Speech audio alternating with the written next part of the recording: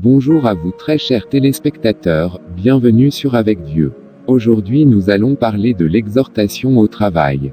Si vous vous rappelez, nous avons eu l'occasion, lors de nos émissions précédentes, de définir le travail. L'exhortation au travail et pourquoi. De nos jours, les prédications devraient exhorter les fidèles au travail, pour les amener à découvrir les vertus de son bon trésor.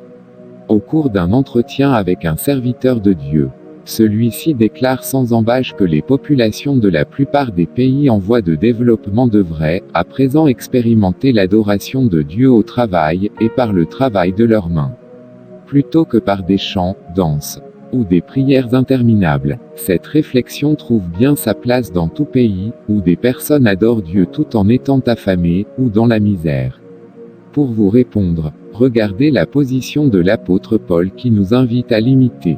Prenons notre Bible au 2 Thessaloniciens verset 3. Je lis la parole. L'apôtre Paul dit: Vous savez vous-même comment il faut nous imiter car nous n'avons pas vécu parmi vous dans le désordre.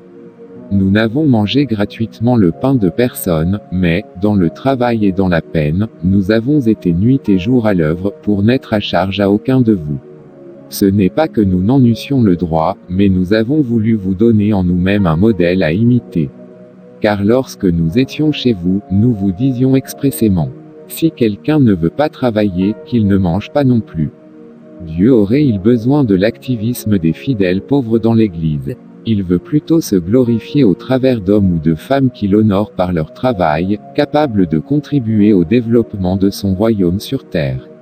Quel que soit le travail, il faut exercer une activité, Dieu dit dans sa parole dans la parabole du centenier. On donnera à celui qui en a pour qu'il soit dans l'abondance, mais à celui qui n'a pas on lui ôtera même ce qu'il a. L'Ecclésiaste nous met en garde, quand les mains sont paresseuses. La charpente s'affaisse, et la maison des gouttières, quand les mains sont lâches. Ecclésiaste 10, verset 18. L'inactivité amène à la ruine. Puisse notre Seigneur marquer en chacun de nous pour être partenaire, dans son œuvre. Amen. Chers frères et sœurs, nous sommes à la fin de notre émission. Je vous remercie pour votre attention, et je vous dis à très bientôt sur AD.